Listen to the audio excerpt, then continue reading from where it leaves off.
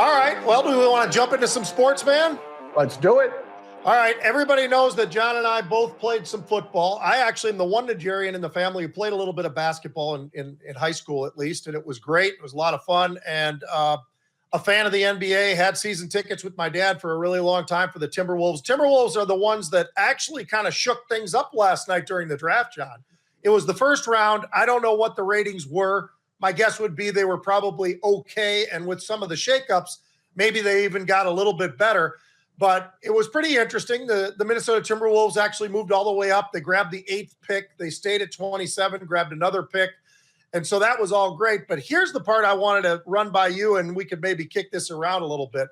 Okay. There was one big surprise for me, and it wasn't a huge surprise, but you know, we all know what the NBA has become. The NBA has become a shooters league. They want a lot of points scored. And so you're not seeing as many big men out there as we probably once did. And yet at number 9, the Memphis Grizzlies decided to grab Zach Edey, right? The kid from Purdue. All he did was basically lead Purdue as the number 1 team most of the year last year. He's a scoring machine. He's big in the paint. He's a huge human being, 7'4". And they're going a different direction. And by the way, this guy is a baller, John. I mean, he does a really good job without the ball. He's one of these guys with his size, does a great job with screens and everything like that. So it makes Ja Morant, a guy who's a shooting machine for the Memphis Grizzlies, who got into trouble last year or whatever, missed some games. But nonetheless, I think he's going to be smiling with Zach Edey out there to make some blocks and give him an opportunity to have more open shots. He likes to put the ball in the air. He's going to be putting the ball in the air a lot, I would say. So I think that even though he's big and maybe you could say, well, he's a little bit slow, I kind of like this pick here. So what do you think about, was there anybody that surprised you specifically? I mean, you had 3 French guys go in the first 6 picks, by the way. And then you go over to Kentucky, you had 2 different picks in the top 8. So you got France and you got Kentucky, and they're kind of gobbling up all the first 10 picks. Pretty amazing to see that, isn't it? Yeah, it is, Pete. And by the way, I think Edey played his way into that 9th pick by scoring like 37, 38 points in the championship game against Connecticut. Yeah, they didn't win. I understand. But he played his face off in that game, Pete, and everybody kind of saw that the big man was not just hype. He really is a good basketball player that deserved the accolades. And 10 rebounds, double-digit rebounds didn't hurt either. All right. I'd say, Pete, in France, there must be something in the water because, like you say, they had the number 1 pick was this kid from France. He went to the Hawks. They had another kid that, let me see, where did he go? To the Hornets. So France has had some pretty outstanding players. The number 1 pick last year, of course, down there with the Spurs. I am very taken with how good those leagues must be over in France, Pete. Now, that kid last year, he was a high school player, I believe. I think he came right out of either high school or the school between high school and college if he was in one of those academies or something.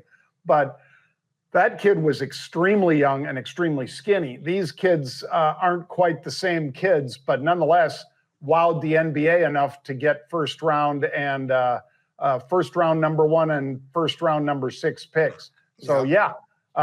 One thing that I think the NBA should do, Pete, I really do, and I mean this, they should stop the traveling. You know, they should start calling it, because when you're seeing a guy turn over the ball like this with his hand, you know, I don't know who thinks that's basketball, but it's not. It's a lot more like rugby or football at that point, because you're just running with the ball. Yeah. You know, they're protecting it. You know, you guys cradling it like this, and he's taking 3 steps. And I don't mean pivoting. I mean taking 3 running steps, and then he goes up.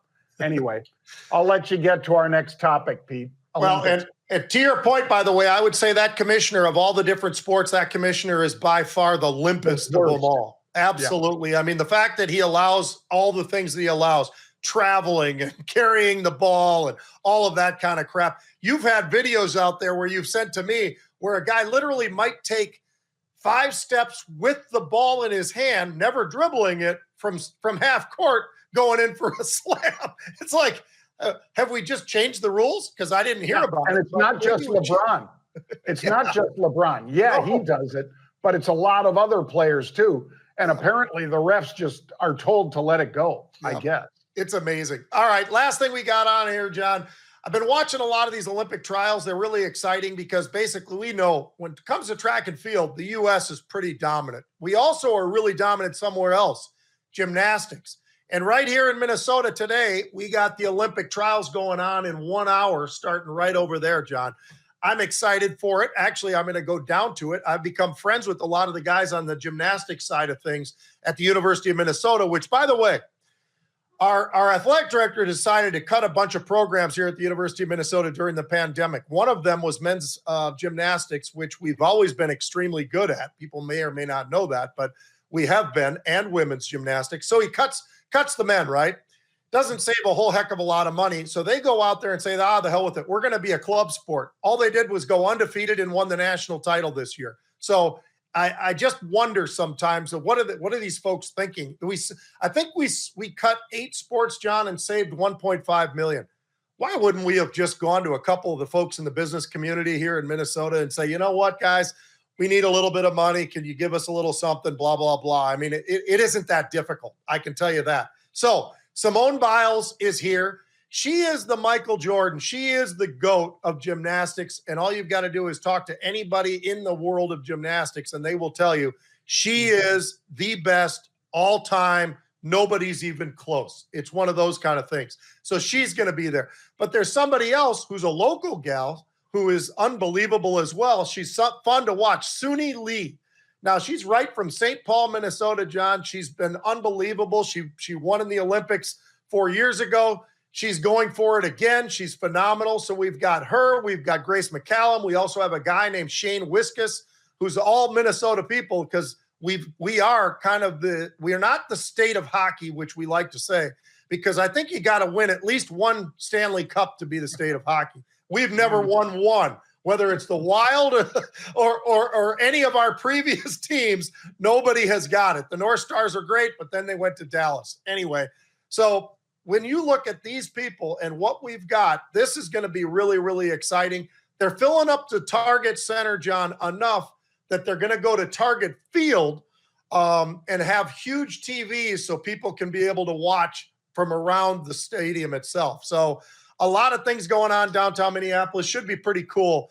And I think it's going to be great because I think whatever team we put together will be the best team in the world to compete in the Olympics. Well, what's really surprising to me, Pete, is not just because he's my brother, folks, but exactly what Pete described. The job of the athletic director of any college, any university, is not just to penalize players, coaches, whatever, for inappropriate behavior. It is to make sure that those programs stay relevant and continue. And for $1.5 million, the fact that they cut gymnastics, and yet the University of Minnesota goes out and wins anyway, Pete, is a testament to how good those athletes are and what a poor job that athletic director is doing. I don't care. I don't even know who it is. I know you know him or her. I don't even know. But I know they're doing a crappy job, because if they were doing a good job, they would go out and they'd knock on the door of Best Buy. They'd knock on the door of 3M.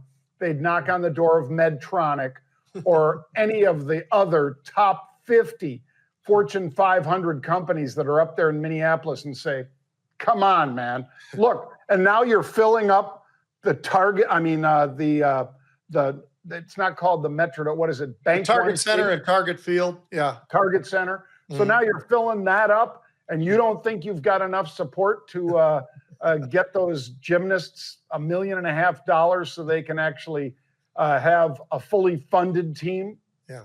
It seems just stupid, but that's the way a lot of these administrators are at colleges and universities. And they shouldn't be in those positions, Pete, if they can't do the basic math, just like Janet Yellen shouldn't be the Treasury Secretary if she doesn't know that pushing a whole bunch more money at the fixed number of goods means that the price of those goods is going up. Yeah.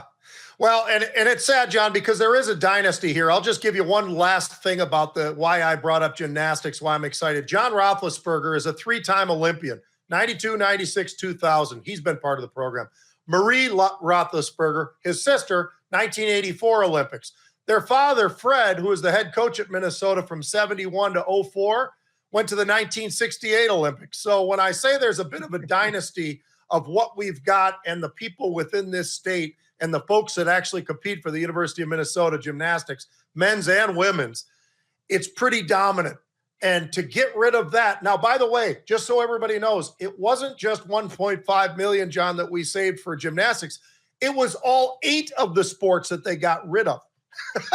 So, it's one thing if it was $1.5 million here, $1.5 million, then it becomes a little bit, but you still got, and you added a lot of names, but you got Polaris, you got Hormel. There's a heck of a lot of names within a 50-mile circumference of what we see here at the University of Minnesota. A lot of companies that are, they are unbelievably large, and I think they could have written a check. Yep, and I think they would have if they were asked properly. Yep. Again, it's not a demand, it's an ask, but there's a lot you could do for them in terms of exposure. And, obviously, if it's so popular that they need to go to bigger and bigger venues for this, that kind of says it all.